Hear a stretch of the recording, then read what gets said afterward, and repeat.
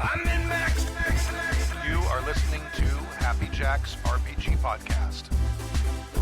I'm in Max. Pursuing the RPG hobby with reckless abandon. Why, hello, Hello. and welcome to Season 14, Episode 13 of Happy Jack's RPG Podcast.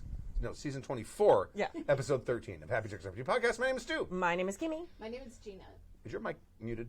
I don't think so. Yeah, it was. is. There you go. Oh. In this episode of Happy Jack's RPG Podcast, Andreas writes in about character versus player knowledge. Christopher Gray sends a confession. Ooh. And Chris from Scotland asks how to unwind after an intense game.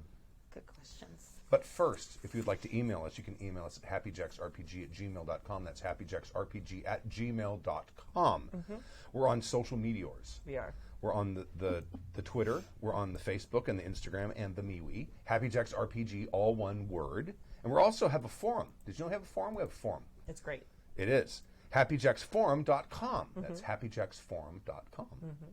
If you'd like to watch the show live, you can go to happyjacks.org/live at around 7 p.m. Pacific time on Fridays, and you can watch the show live. And we'll see you in the chat room. Hi, chat room. Hello. Only one person said something. Yep. By the way, have you heard about Easy Roller Dice's new Kickstarter? I have. Yeah. Yes. I'm very excited about it. Dice of the Giants. And it's live right now. You can do it now. I actually did it this morning. I backed it this morning. Did you? Excellent. It features a 48 millimeter, I don't know what that is in American, D20. No, we figured it out last time. It's like it fills the palm of like if you cup your hand. Not my hand. No, your hands are weird. I'd be huge. Like it's very large. It's very big. And it has some wicked designs on it, and it features a hand-drawn font. You can go to easyrollerdice.com/giants. That's giants with an S, all lowercase. And you'd see the entire set of 6 and secure yours Cool. now. Yeah. They have really cool colors. And the font on them, I really like the specific, they made a custom font for the dice. And I love that. Like the dragon dice. Like Oh, they do with those the are so dragon cool dice, too, yes. yeah. The ones that That's everyone tried to cool. steal. Yeah, that's amazing. So. The dice include dice of the stone giants, fire giants, hill giants, storm giants, frost giants. I almost spilled my Diet Coke. Yeah, it jumped. And cloud giants. Cool. So again, go to easyrollerdice.com/giants and see them and get yours now. Yeah.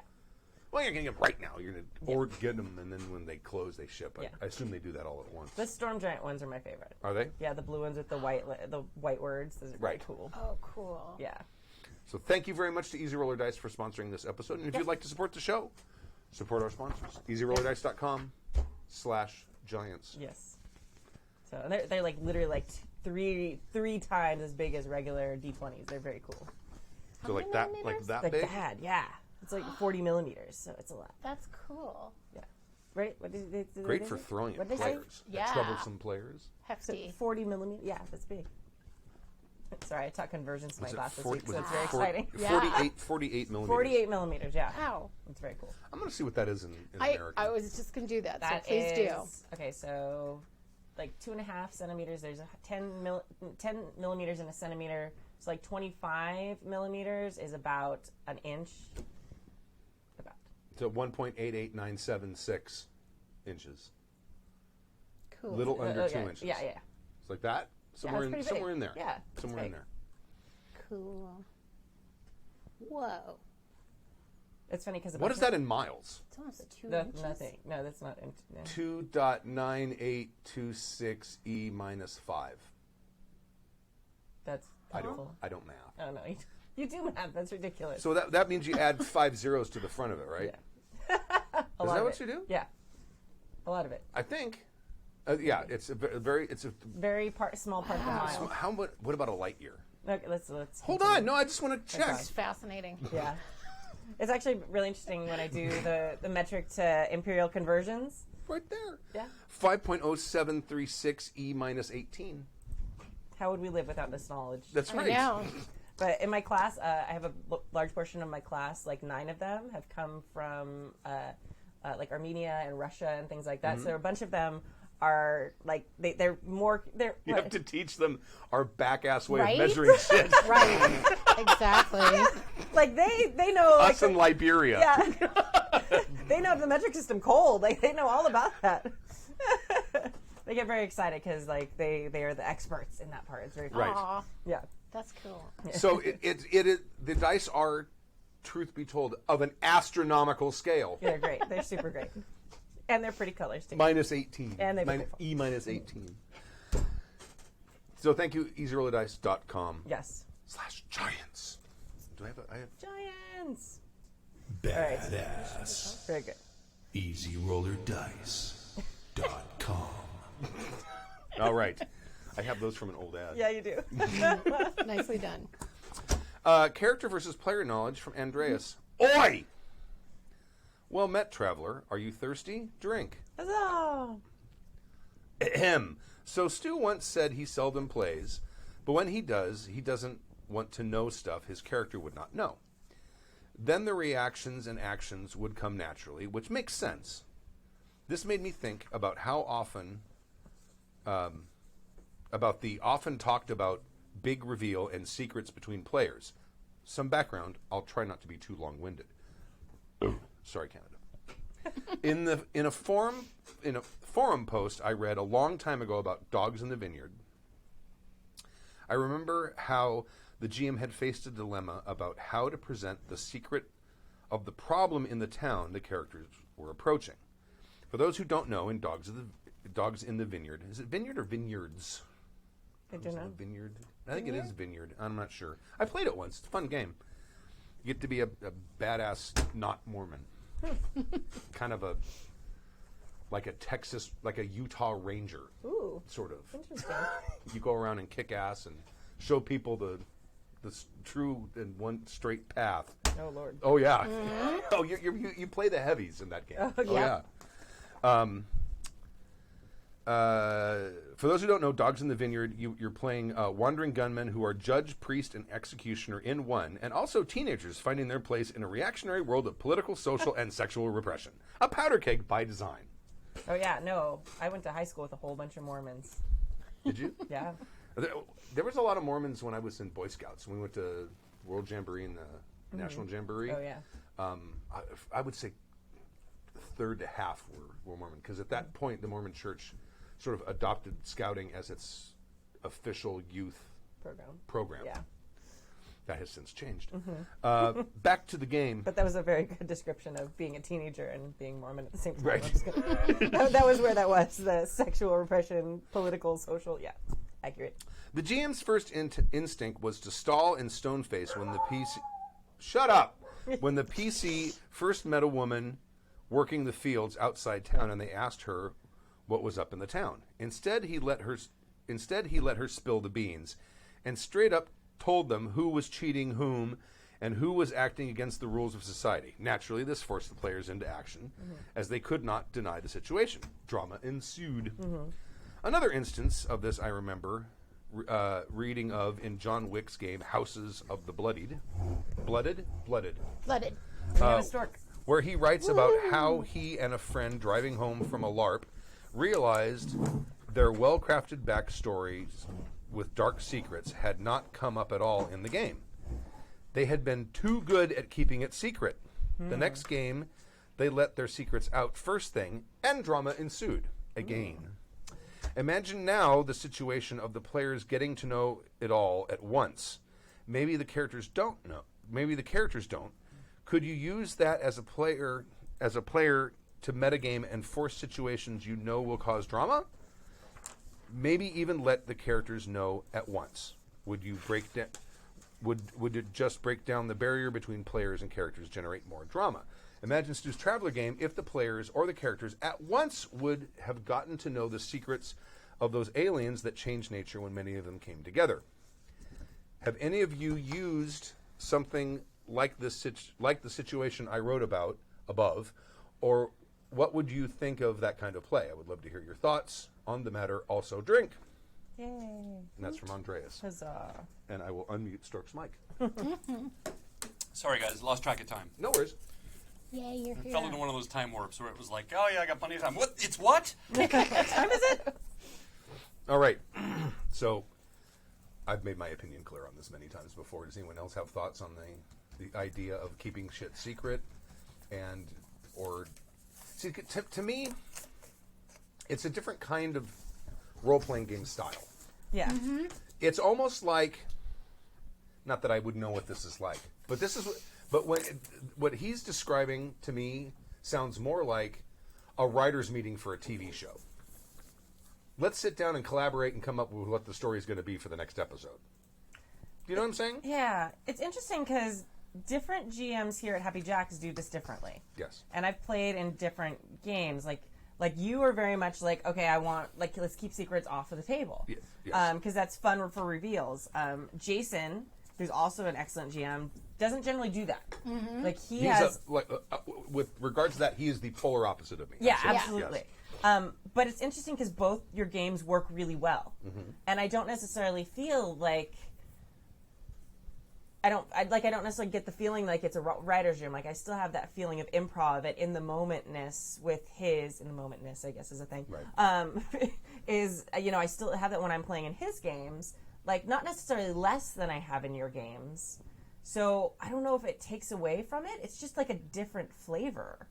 I don't know. What do you guys think? I feel like I think I prefer when everything can be hashed out at the table, and not that everybody is like throwing in opinions on how you should play your character or what you should do, but like basically that secrets can be out there in the open for the players, just not the characters.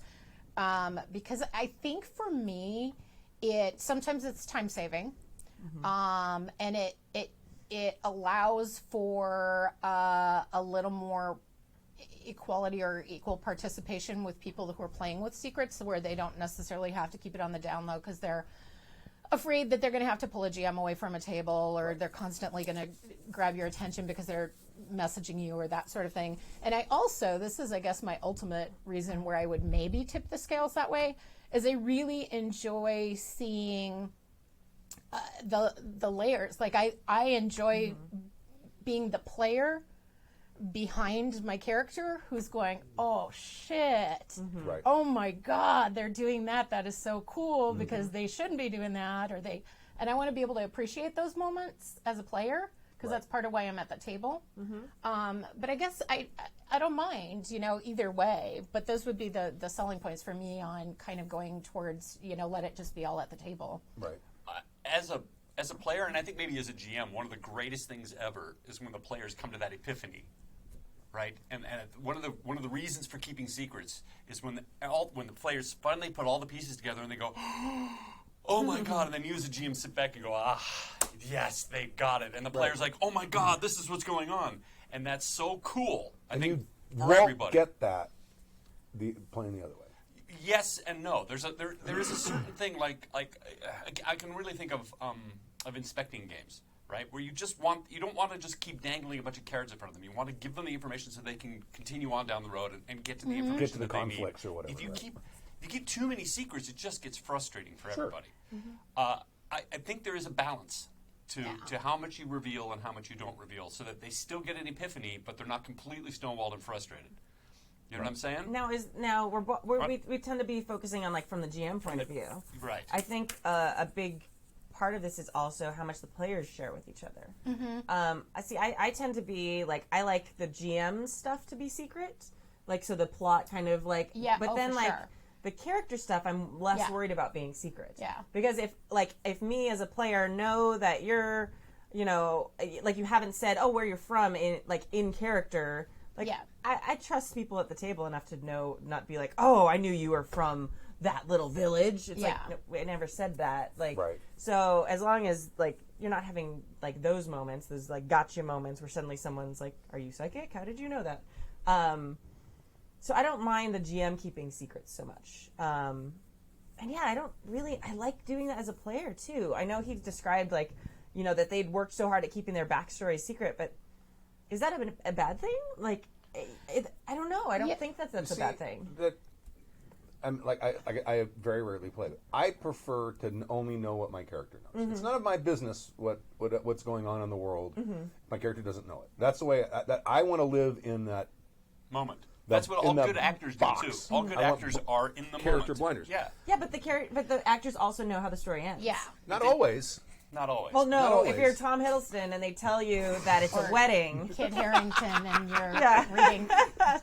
never mind. Yeah. But the thing that, like for instance, when the Demigods game that you ran, and I played, what was it, Buford or whatever his name was. The warrior. He was the Hick God of War scion. Yeah, it was amazing. And he was a pig farmer. Yeah. And I had decided, like right off the bat, as I'm making the character, I have a steed, and his name is Delmont, and he's a giant pig. Yeah. And I call him by screaming Suey. Yeah, you did all And those I figured things. all that out at first. I didn't reveal that until it was time to call my steed. And then I did it, and everyone at the table fucking lost their shit. Yes.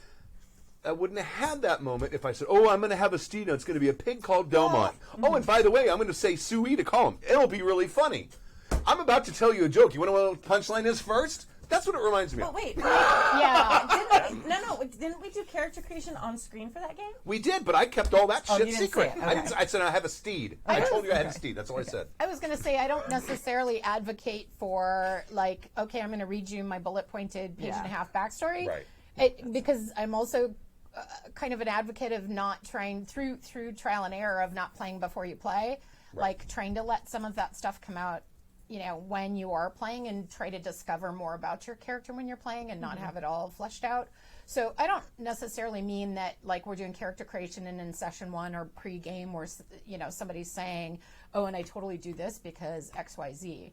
I just mean as things come up, they're either revealed, or if there's something you need to do that would normally be like, okay, the other three characters are going shopping and I want to go do a different thing, that I'd rather play that out at the table. Right. And everybody else can, be there and witness that. Their players are not witnessing that. No. So I've been reading through the Call of Cthulhu 7th edition.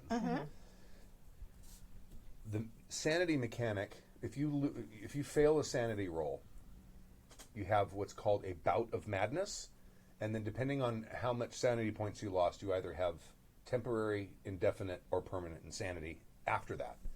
But during that bout of madness, if your character is alone, you fast forward to when the party finds the character, because the character doesn't remember what happened during the bout of madness. Oh. So let's say we're playing and Kimmy's character fails a sanity roll, and I'm like, okay, and then we're going to go to the party. Okay, so you guys are wandering through the house, and you hear the scream suddenly. Oh, we're going to run upstairs and see what's going on. Okay, you run up there, and you see Kimmy's character, and she's holding a knife, and there's blood on the floor, and it's not hers, and there's footprints leading to out the window. That's all you know. Oh, and the players have to piece together. So rather than having a sidebar with the character, you don't need to have a sidebar because none of them know what happened. Yeah. Right. And they have to sort of piece it together cool. afterward, which I think is a really cool idea for a mechanic, especially for that game. Yeah. And I think that's new. Yeah. Oh, yeah. That's very cool. I don't know. Like, okay, so I know we've talked about Downton Abbey like ridiculous amounts on the show, but like I'm rewatching it again, and like I still enjoy it just as much. Oh, sure. So I'm wondering, like, and because I'm thinking back to Jason's games where we all kind of know a lot of the stuff with each other. We don't know everything. Like he's good about what like there are surprises, but I feel like it's almost like rewatching something that you've watched before. Like we all know who's going to die, who's going to marry who. Oh, are they going to kiss right now? Yes, but you still like feel that anticipation a little bit. It's not the same experience, though. Because, like, right now I'm binge watching St. Elsewhere, which I watched when I was in college, almost the whole goddamn series. I know when Mark Harmon's character develops HIV. I know when so-and-so's character goes to prison and gets assaulted. And I know when like 30 everything that happens, I know how it happens. I know how the show ends. Everything along. I'm still watching it. I'm enjoying the story, but it's not with the same sort of rapt attention it was when I was watching it, because back then, of course, we didn't even have a VCR, I don't think. I had to stay up every Wednesday night till 11 o'clock at night. Sure. Because it came on at 10. And every night, I would sit and watch it. Right. And I never missed an episode.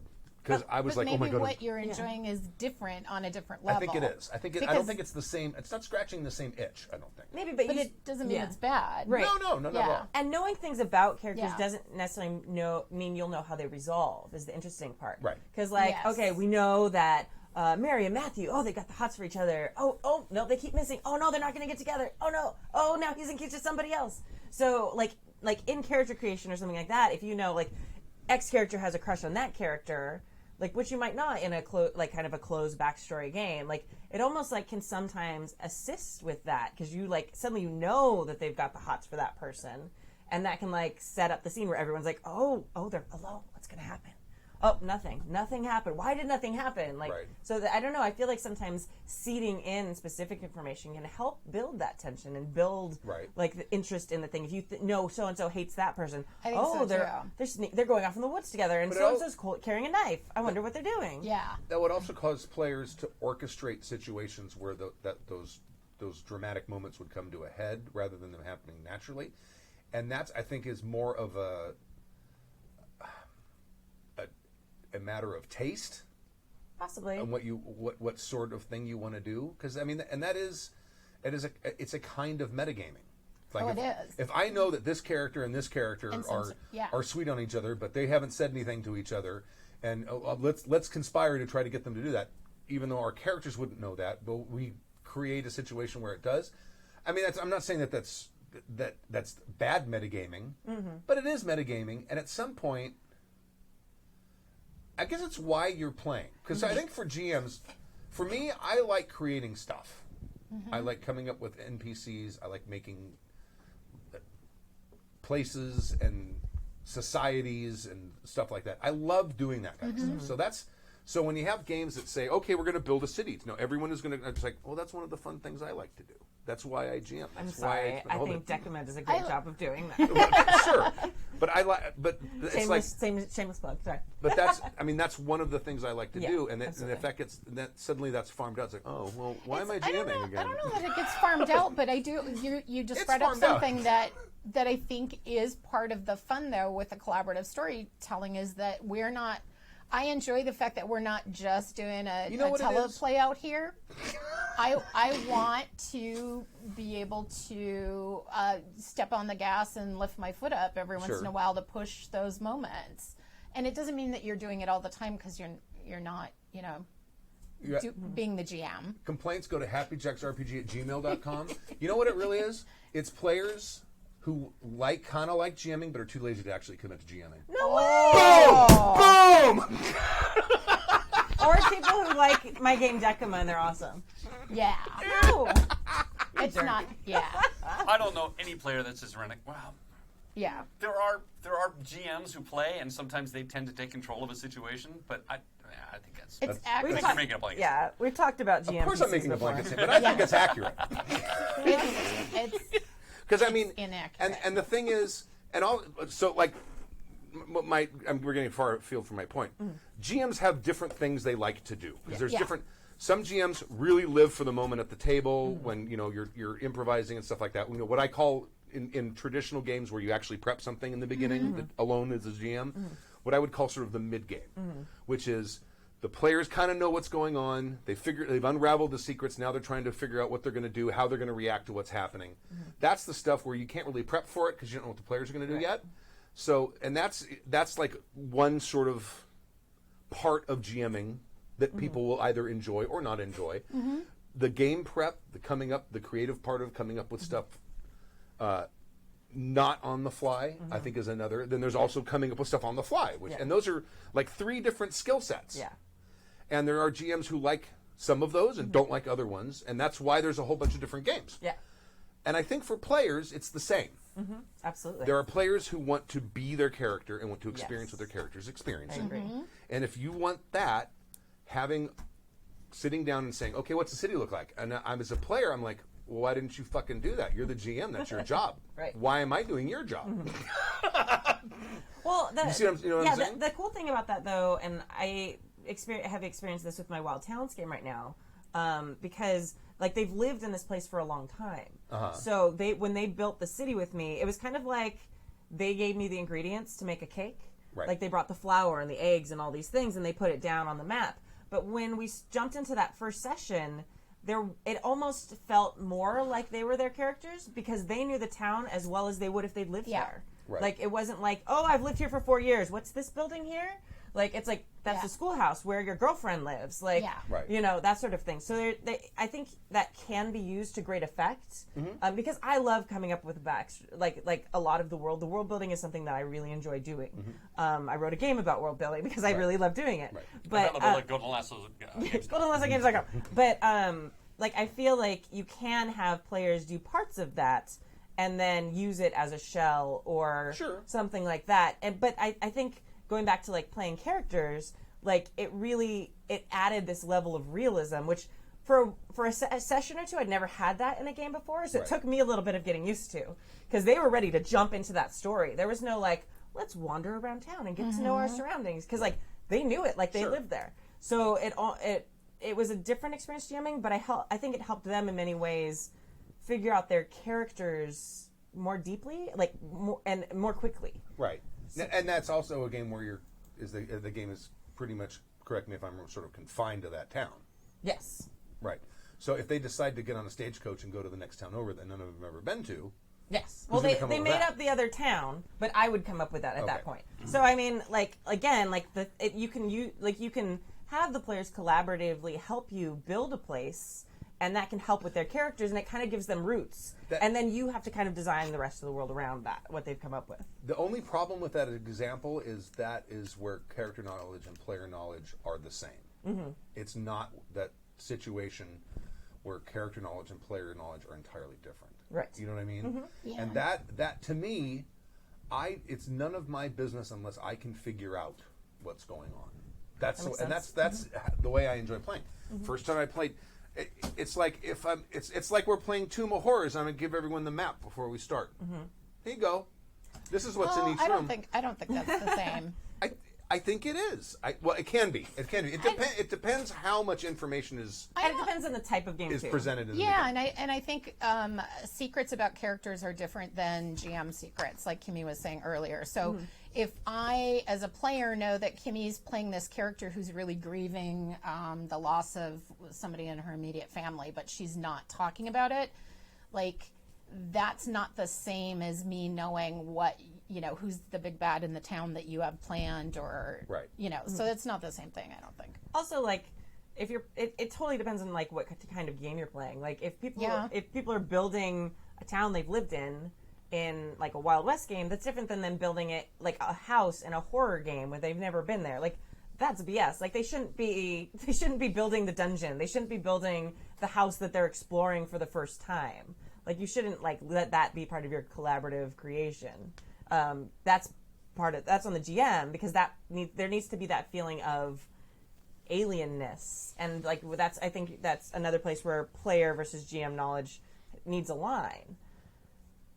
I think you're right on that. Yeah. Well. Yeah. Yeah. And like in a horror game, it's going to be very different than. Like it doesn't even necessarily have to be a horror game. It can be any. It just has to do with the preference of the player sitting at the table. Yeah. And there are some people who.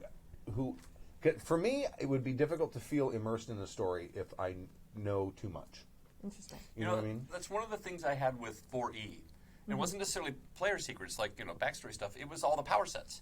There were people at the table that knew everybody's power sets and knew what they could do. And so when you're going to combat, somebody's telling you what power you should use at what time to optimize the combat. And I'm like, this is completely taking me out of the. That's annoying.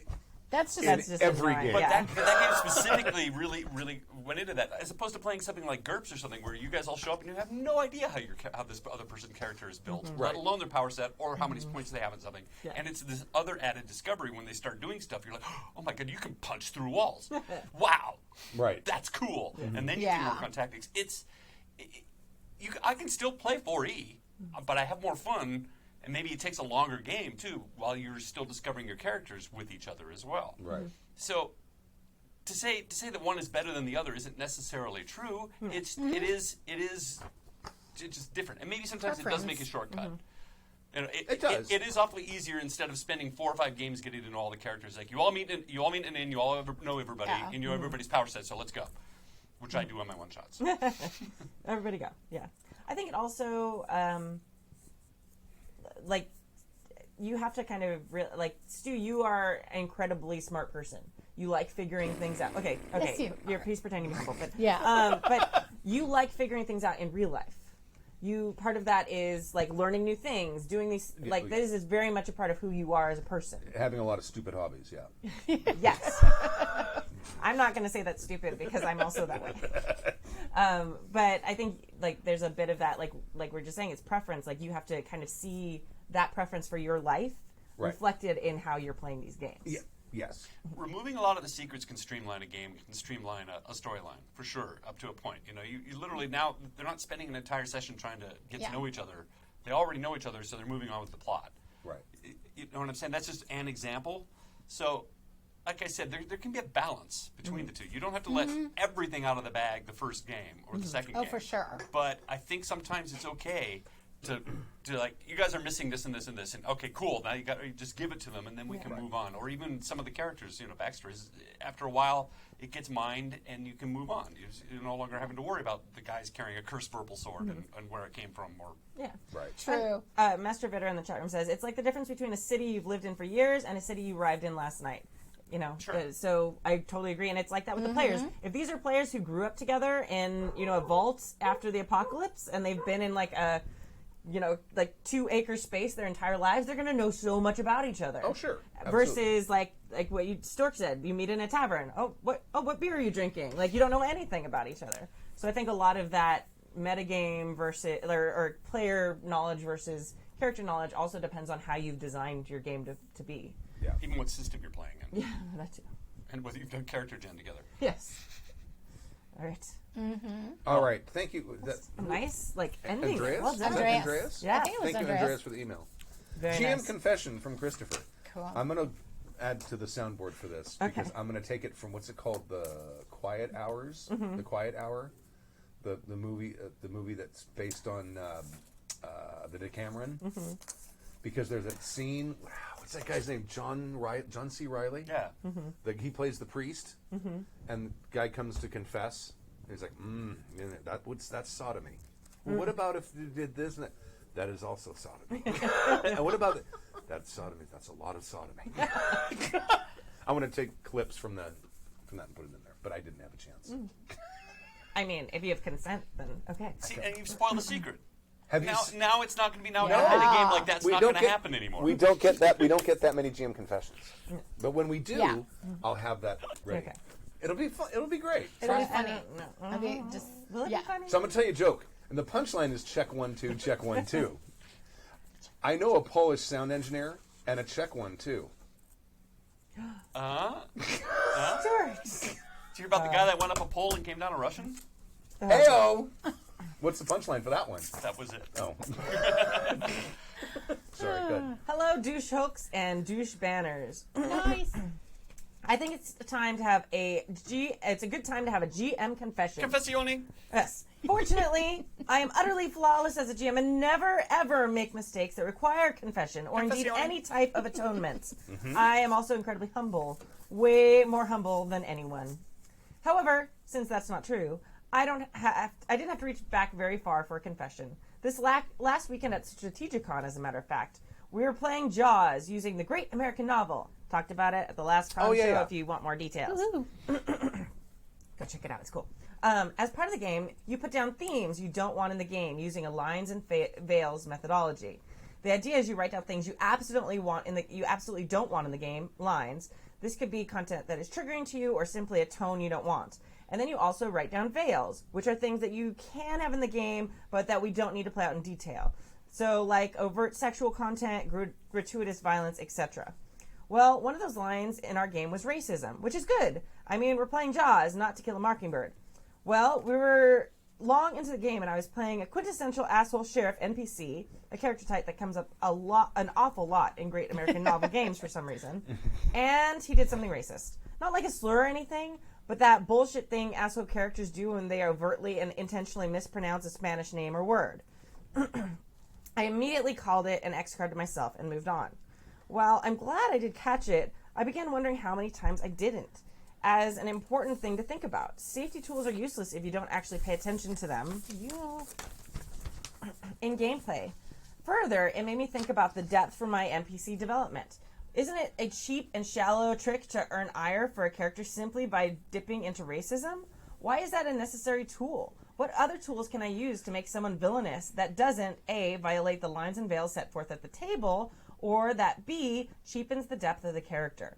I think I learned to pay more attention to my improvisation, to actively remember what it was framed by at the table, and to avoid dipping into easy tricks for a heavy-handed, or to have it heavy-handedly create a two-dimensional villain.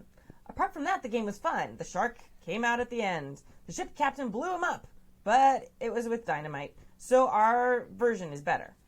Christopher Gray. P.S. With the right safety tools and total alignment at the table, I do think RPGs can play out difficult themes like racism, but a shortcut movie isn't the right place for it. P.P.S. Drink. Huzzah. That's brave. That's brave to, like, Yes. discard yourself. I never would have even thought of that. I would have thought Right. that that's kind of like on the players. If I cross a line with my Southern sheriff, and all I can think of is the Southern sheriff from, say, Live and Let Die. Smokey and the Bandit. Well, Live and Let Die really was where It's like all of Smokey and the Bandit. and Like, just all of yeah. it. Yeah. And I mean, I could see the players going, "No, man," and then I'd have to reevaluate my sheriff. But I can't. It's too ballsy to go. Yeah, my sheriff was over the edge. Or sorry about that. As far as I'm not sure what his question is here. Is that an observation? Like, No, it's it's just like a how to confession. not Yeah. make so, yeah. Confession. It's. I also give him high props for like now that has spurred him to make more complicated villains. I think, yeah, I was going to say, I think if he had any question or commentary, it was that what are some things that you would do to make something not a two-dimensional Right. sort of Well, villain? I disagree with the fact that he says that having the villain be racist was a cheap trick. If it was a line that was put forth in the beginning of the game, you shouldn't do that. Yeah. Yes. But if the players are okay with it, I don't think having someone have a major flaw like that is necessarily a cheap trick. Yeah, I don't either. I don't see it as it's that. a shortcut. I wouldn't say it's a cheap trick. What if they're a sociopath? Is that a Yeah. shortcut too? I mean, think of any flaw a villain's going to have. It's a shortcut. There could be depth of story behind that. There could be a whole backstory why this particular sheriff is a racist. Right. Who knows? It may be a bullshit reason, or it may be like, wow, that guy really went through some shit. Who knows? But a racist character doesn't necessarily have to be a character without depth. Yeah. You know what I mean? I just don't. I just disagree with that premise. Or even calling something a cheap tool to use. I mean, I see what he's trying to say and maybe what he's trying to do, but villains are villains. You know, they're broken people and they make bad decisions and have broken points of view. And I think it's okay to exploit that. I think, though, that his point was, and that's why I said maybe it's a shortcut. It doesn't mean that it's bad. Being somebody who's a total chauvinist. Did I tell you I got werewolves? Yeah, no, I heard them before, and I was like, "Are those police sirens?" Somewhere, She's like, "Oh." somewhere there is a fire truck going by, and they've started being triggered by I it. thought maybe Mac came to visit. They won't stop. So, Is Joe Manganiello out there? yeah, I wish. But yeah, they both howl now. Sorry, go ahead. No, I just meant that there are certain things you can go to as a go-to that will immediately, in a modern sensibility or in a certain time and place, make someone a not as nice person. Where I remember watching, and I'm not going to remember details, but Capricorn 1, and getting to the end of the movie before I was like, fuck you, Hal Holbrook. Because, like, you don't know, like, who's the villain and who's in some things. So, Right. like, sometimes it is more nuanced and it comes out, you know, through backstory or through other scenes or through play or that sort of thing. Right. Where there are things you can go to right away that are like, if you're a character that kicks animals and, you Yeah, know. but I mean, if you want, but I don't see it as a cheap trick if you come up with some sort of attribute. Oh, I don't. yeah. I wouldn't. I don't think I would use racism. But let's say Yeah. likes kicking puppies. Yeah.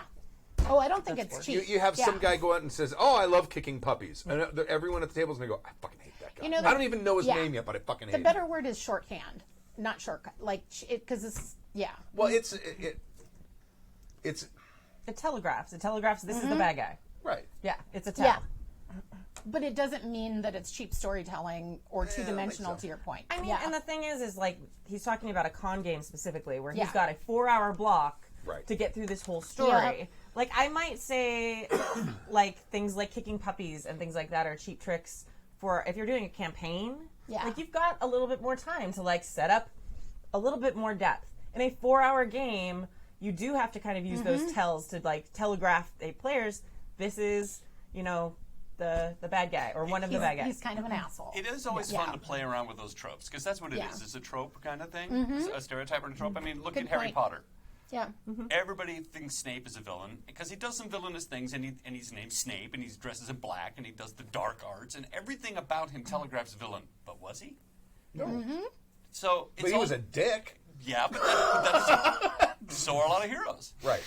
You know, paladins are dicks, or self-righteous dicks. Yes, sometimes they are, yeah. So, yeah. So I mean, it is fun to play around with those tropes, and Snape very easily could have been a villain in the hands of maybe a lesser writer or somebody that didn't have a clearer vision. It's also fun sometimes to have the person that you're telegraphing as a villain not actually be a villain in your games. But that does take more work sometimes than maybe is even worth it. 'Cause what if your players now kill your Snape villain? And I got a bunch of plots hinged on them. Going back to our first discussion, that's where the improv part of GMing comes in. Yeah. When they inevitably either leave the villain alone and totally ignore them for the entire time, or like kill them in the second thing. Right. But yeah, I do want to, because it feels like we're kind of wrapping up this topic. I do want to go back and just reiterate again. And Gray said it in his email.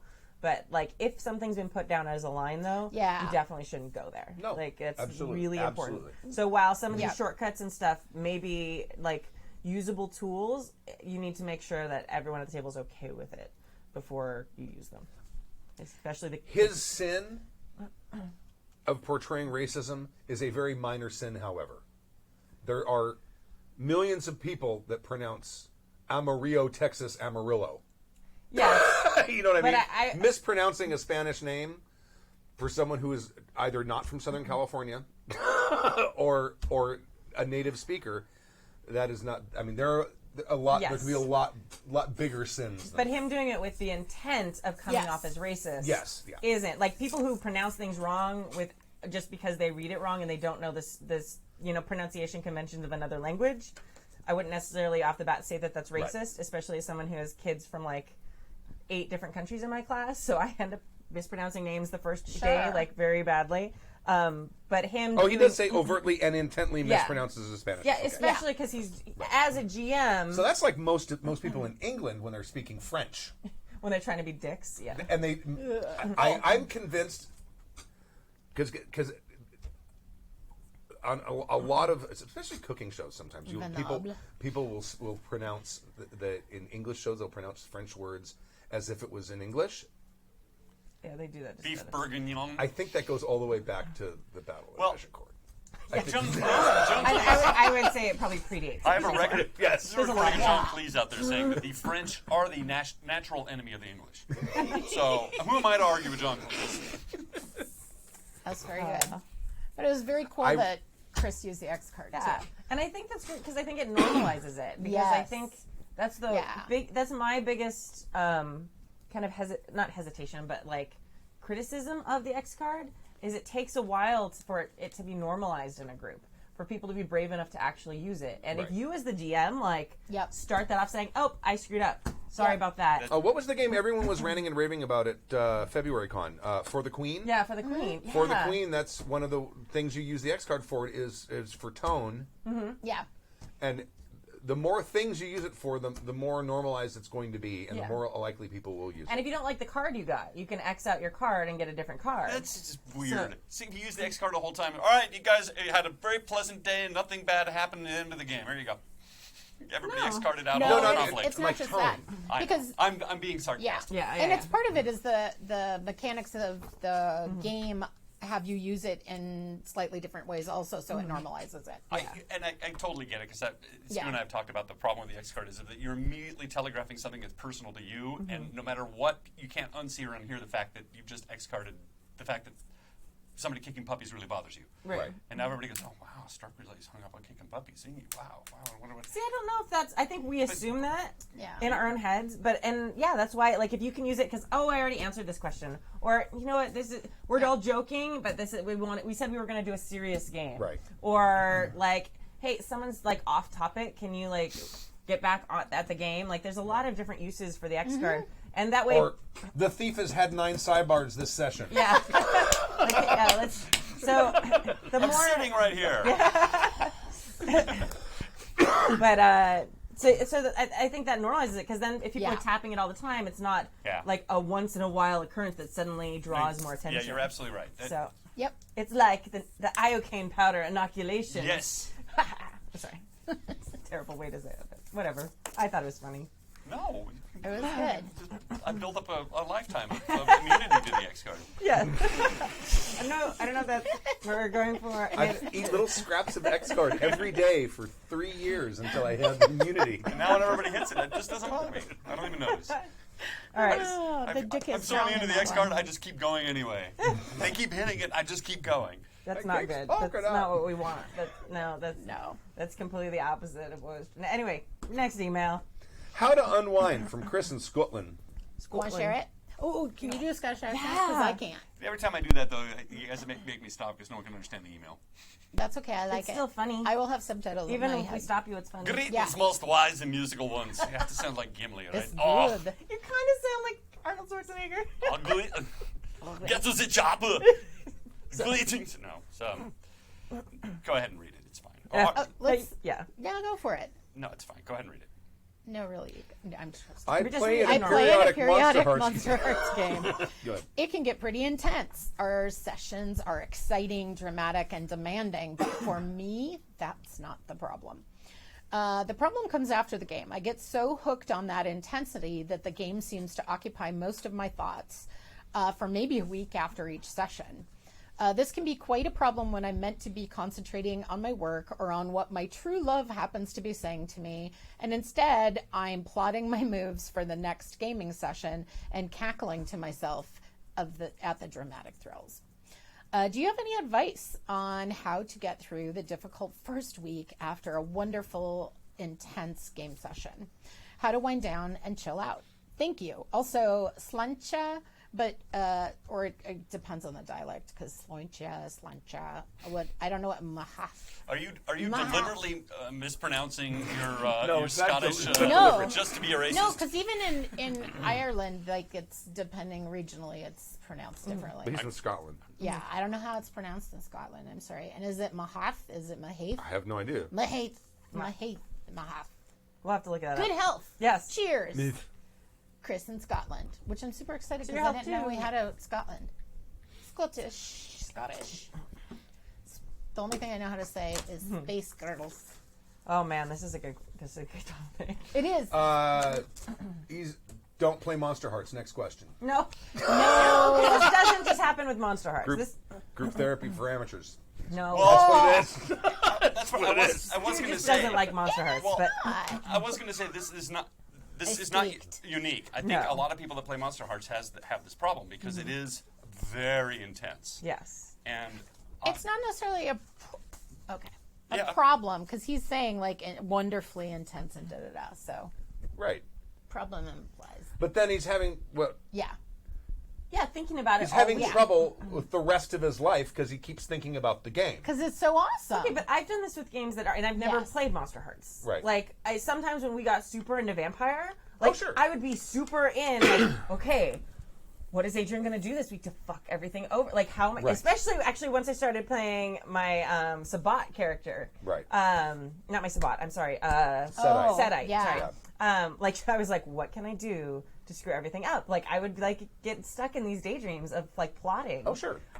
So I don't think this is necessarily. I think this is something that happens with a lot of games, especially if you're like hyper focused on one game at a time. I think one of the things that's really helpful with this is for the GM to kind of lead just a check-in or a debrief at the end of each game, to let people like geek out for a few minutes on moments. Yes. So Yeah. I know you've done that before, Gina. For sure. Yeah, and I was thinking about the time when you guys were, what was the game? Was it the Cortex Prime game? Oh, yeah. Where we were like, what's going on somewhere on Slack that we are not? that like, because it was losing messages so fast because when you would get to 10,000.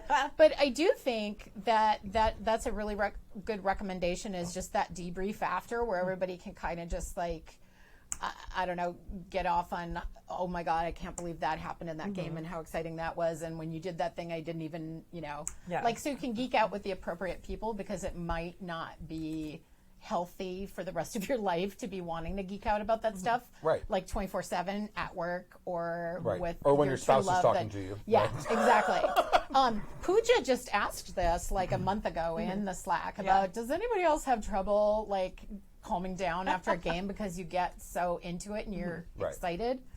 I would also say that like that's when kind of the lonely fun can be, like, if you focus that energy into journaling or doing like some of the stuff. I think you guys were kind of doing play-by-posty sort of things between your game that didn't necessarily influence the game, but it was a way to kind of expend that energy. Do you want to talk about that more? Because I don't really know exactly. I just know. No, and it's happened for a couple different games. Like, there were some games where we did like journals. We did that for the Dead Rain game. And Where the D&D. where the characters all kept Kind of a round robin. Recap? Remember we had the Oh, the that's Google right. Docs, That's right. where we literally wrote like diary entries Right. for our characters, Yeah. and Stu could see them all, but like we couldn't see each other's, and then we got to all see them at the end and kind of read Right. through them, which was really fun. We've also had like for the Cortex Prime game, that one we ended up like a lot of us just writing like basically fan fiction for our own game. Right. Like and most of it was backstory stuff. Like we wrote. Like, as we got to know the characters more, we started writing more about, like, our what happened in history. And rather than just, like, writing out a summary of it, like, we actually wrote scenes from, like, our past. And, like, Jim wrote one about him and his family. And Abria wrote one. And Mike, we all wrote these different stories and then posted them on the forum and shared them. But when you have that creative energy, like, putting it out that way, I wrote a song. Made Stu record my stupid song. Now, what do you think about having a rule that all game stuff has to happen at the table, and all conversations about the game have to happen at the table? I don't think that's necessary. I don't think I've ever followed that for any game I've ever played. Okay. I mean, it's stuff that was. I think No, I if definitely you're haven't trying followed to that. if you're trying to affect, because obviously those things were going to affect relationships, but you weren't like saying, I went and did all this research on whatever the thing was that was going to happen in the next game, but it was like happened off camera. Yeah. Like, I think it's fair to say that kind of stuff, unless everybody's participating or unless somebody said, hey, can we have aside from the table sort of back and forth about this thing that we want to do some research on by the next session, that'd be okay. But otherwise, I feel like if it's just character relationships and backstory, I mean, you got to keep the GM kind of in the loop. Yeah. Like if you and someone else start writing these like in-depth like character connections between you. I don't know if you have to. If it's strictly between PCs, I don't know if you need to let the GM know. I mean, if they want to, I mean, it might be interesting. I don't know. Yeah, but I mean, I feel like every game I've ever been in, at some point, I ended up in a deep conversation about the game with other people who are in the game. Not necessarily to plot or metagame together, but just like, hey, this is amazing. I wonder if Stu's going to be doing this. Like, just because you can't help yourself. You're nerds about a thing you love. Like, there's no stopping it. If you find yourself, let me back up one step up. Today I was actually watching some videos on musical theater and Broadway stuff, behind the scenes things, and there was a woman who's on tour with Waitress right now. So basically she was doing 8 shows a week on tour for 2 years. So she's inhabiting this character and going on this emotional journey every day, twice on Sundays. Right. And she noticed that she was having a real hard time separating Jenna, the character, and herself.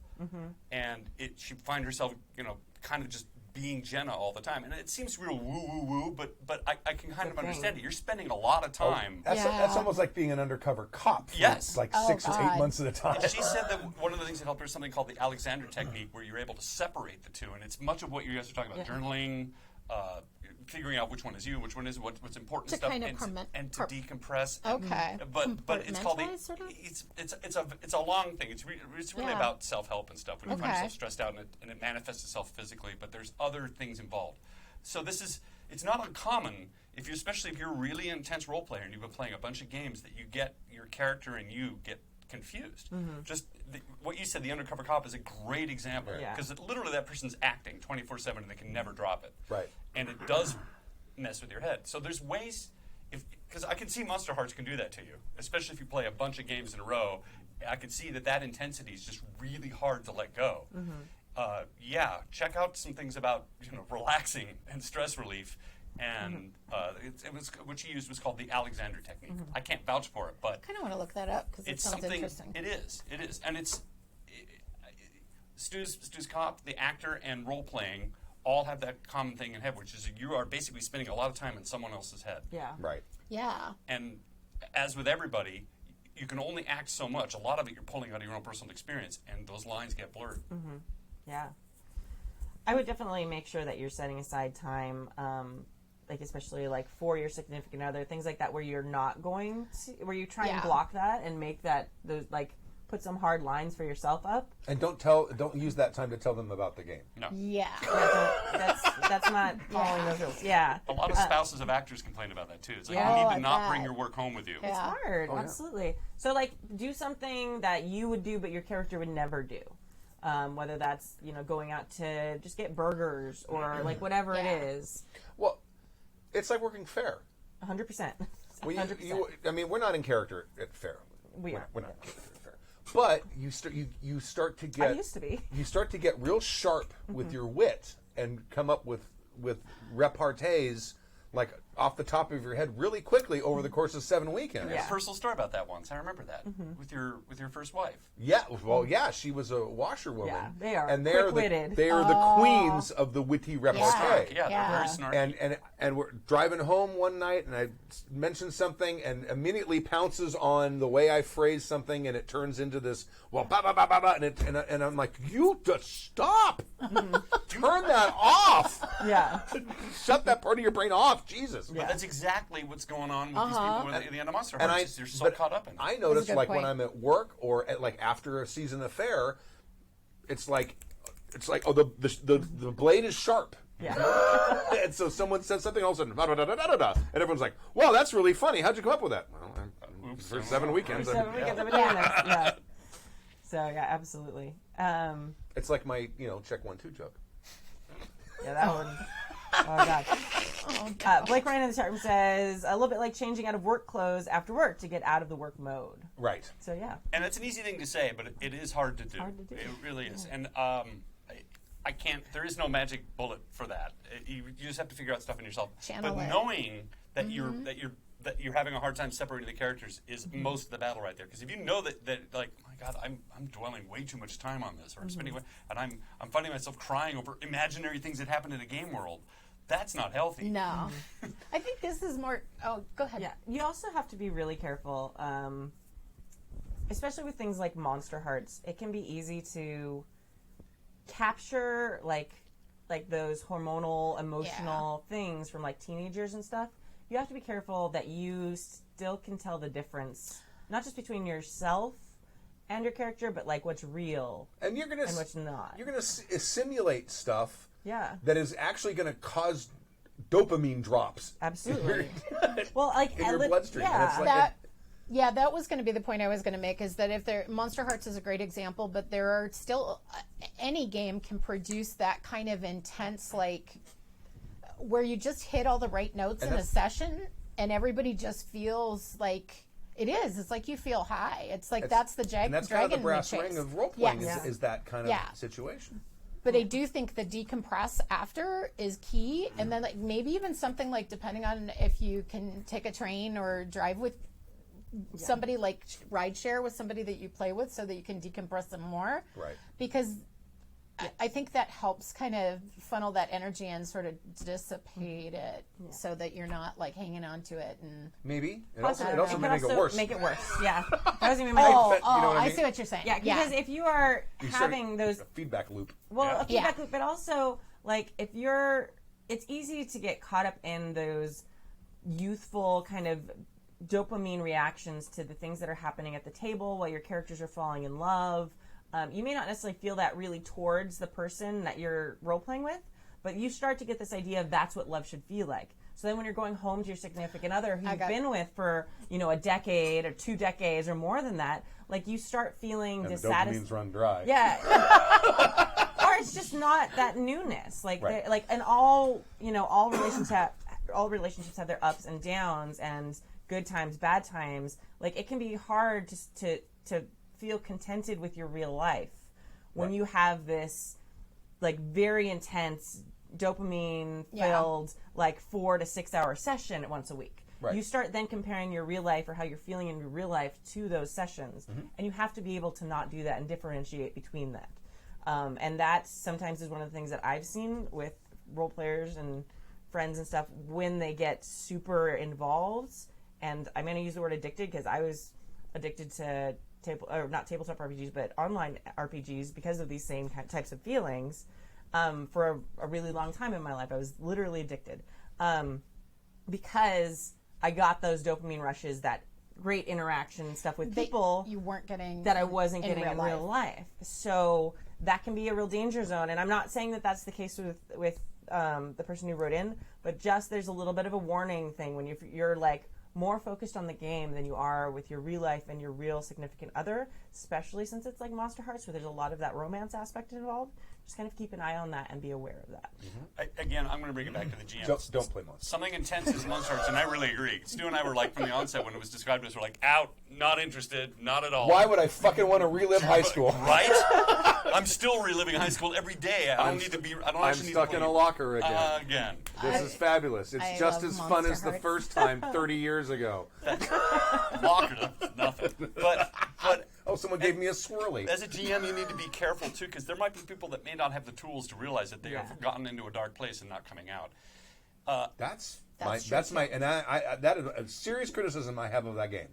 Is I think that you are dealing with stuff, and if you're dealing with people who've experienced a lot of trauma, you're going to bring out a lot of raw things. And if you have a whole bunch of people who are a bunch of role players, and no one is equipped to be able to actually deal Got the with whole someone table- suffering something like that, I think I'm only semi-joking when I say I don't think people should play it.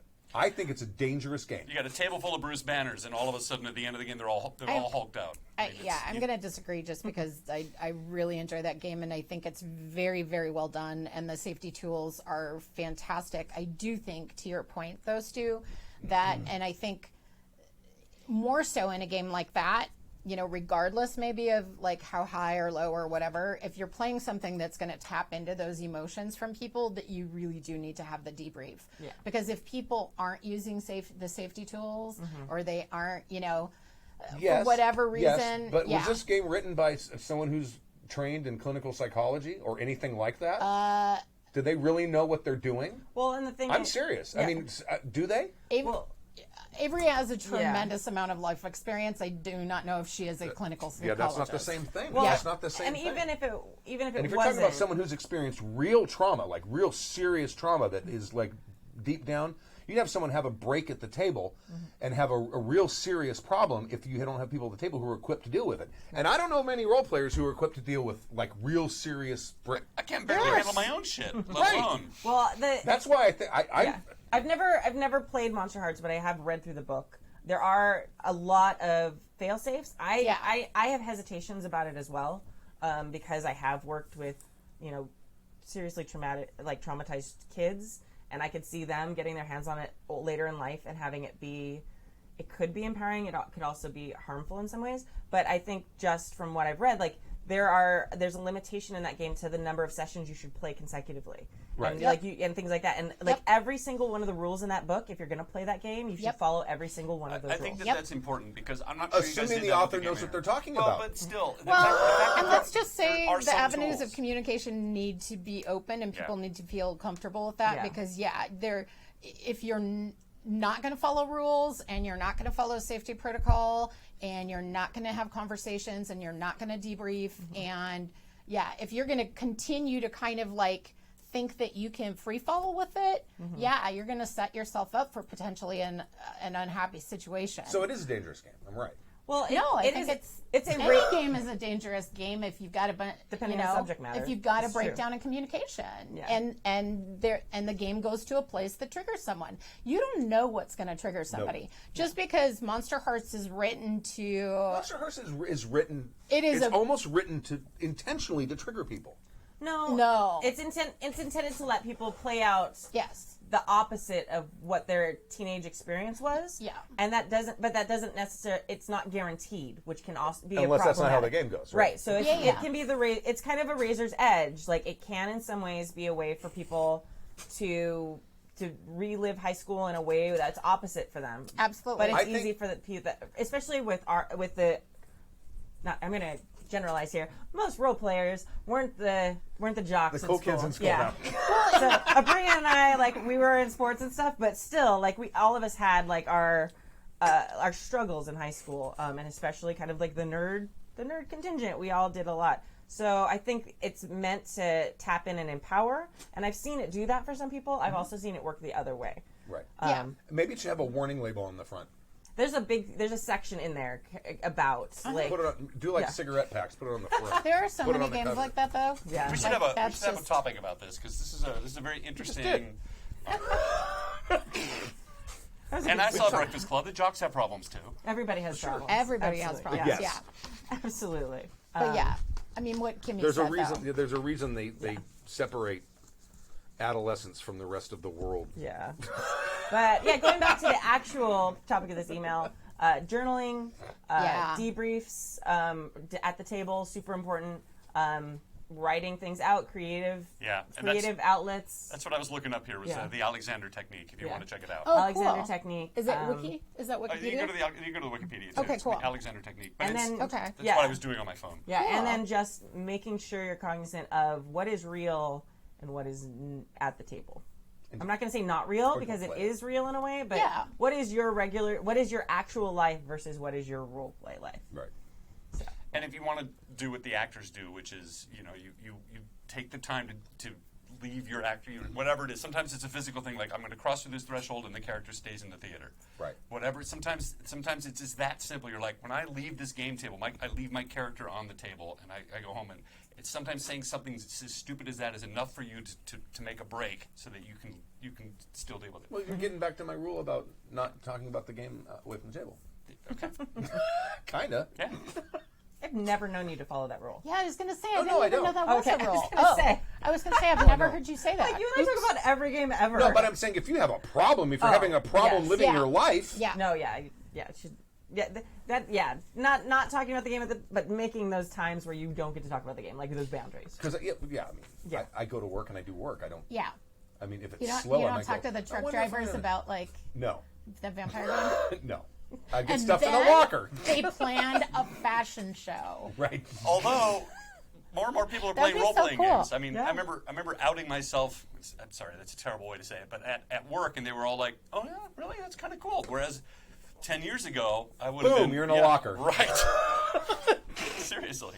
I missed Try all and that fucking locker stuff stuff. me in a locker, asshole. Good luck with that. Huh? It's like, fuck you, asshole. You won't- Try and stuff me in a locker. Oh, it took 2 or 3 of them because I was big back then too, Yeah. so I barely fit. Stuff Can you in the wouldn't, with locker? those swimmer shoulders, you wouldn't course. fit. No, absolutely not. Plus, I was captain of the fucking swim team, so go ahead, asshole. Then you got the whole fucking swim team on your ass. Oh, Good I luck with got I that. got jumped by the whole Really? whole wrestling team and hogtied me to like 200-pound barbell.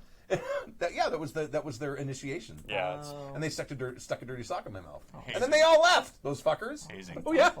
And then in walks the coach, who's also the British literature teacher, but he was also the wrestling coach. He walks in and looks at me and goes, laughs for about 2 minutes and pulls the sock out of my mouth and unties it. Oh my god, I was like mouth agape for about 30 seconds. That was not there. that Holy was shite. that was not a traumatic experience. That's guys. What? No, That that's was not a just- that's traumatic just- experience. That's what guys do. I don't understand that. Oh yeah. Well, the reason I Wow. joined the wrestling team was to start getting beat up in gym class. Oh my god. Oh my god. Yeah, I really want to go back to play role playing games at fucking high school. Hi. Well, Monster Hearts, you get to be the werewolf who fucking murders Yeah, the maybe. entire Yeah, see? wrestling maybe. team. Sure. I'm I'm not not, saying- taking the chance. I'm not saying you want If to I do could go that. back in time, go to high school, I would drop out. Aw. I'd go get a job at McDonald's. Oh. Right? And then get your GED and go to journalism school? No, I don't think I'd get a journalism degree if I had it to do over again. Okay. Yeah, no, it's not It's that come in useful as handy. a degree. Well, no, but it's coming handy with writing your role-playing games. Yeah, I could get a composition degree. Or Journalism like just that. really teaches you how to argue well. It's like the lazy lawyer. That's like Kind of. It actually Like it's 30% how to of pry students- information out of people. so all you're saying basically it's the best degree ever for being a GM. So you get the writing component, you get the getting truth out of people, Yes. you get okay. There you go. Except there's barely any. There's barely any journalism. Journalism. What's James V Jobs. says you should go back and buy stock in Apple.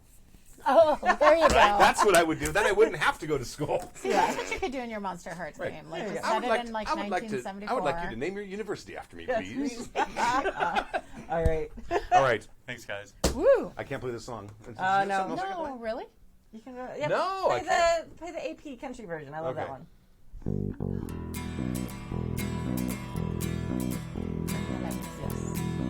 Yes. Thank you for joining us for season 24, episode 13 of Happy Checks RPG Podcast. My name is Stu. My name is Kimmy. My name is Gina. I'm late. You were almost You are early there. late. You were like, Thank you very much. We'll see you next week, 7 p.m.-ish Pacific time on Friday. And watch our APs in the meantime on Sunday and Monday and Wednesday. Thank you very much. And easyrollerdice.com/giant. Golden Lasso. EasyRollerDice.com/giants Giant. with an S. Back that stuff. Yep. Bye. I've lived 1,000 lives. I piloted 1,000 souls. I killed and fought and died just for a single role. I really do need to re-record the bass line on this. There's so many mistakes I'm hearing right now. Jesus. Oh yeah.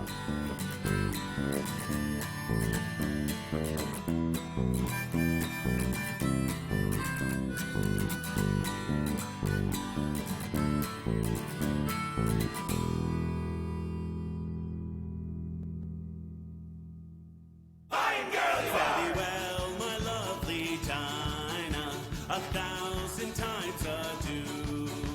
We're going away from the holy ground and the girls that we love true.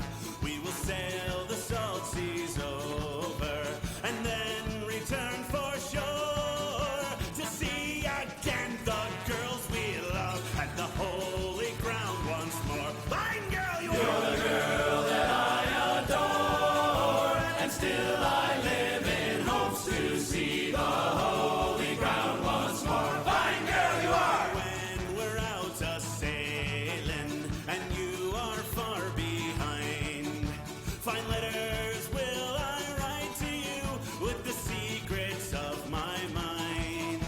The secret of my mind, my love. You're the girl that I adore, and still I live in hopes to see the holy ground once more. Fine girl, you're the girl that I adore, and still I live in hopes to see the holy ground once more. Fine girl, you are. Now the storm is raging, and we are far from shore. The poor old ship is tossing about, and the rigging is all tore. Well, the night is dark and dreary, and the rain chills to our core. And we pray to God that we will see the holy ground once more. Fine girl, you're the girl that I adore, and still I live in hopes to see the holy ground once more. Fine girl, you are. Now the storm is over, and we are safe and well. We'll go into a public house, and we'll sit and drink like hell. Like hell! We will drink strong ale and porter, and make the rafters roar. And when our money is all spent, we'll go to sea once more. Fine girl, you're the girl that I adore, and still I live in hopes to see the holy ground once more. You're the girl that I adore, and still I live in hopes to see the holy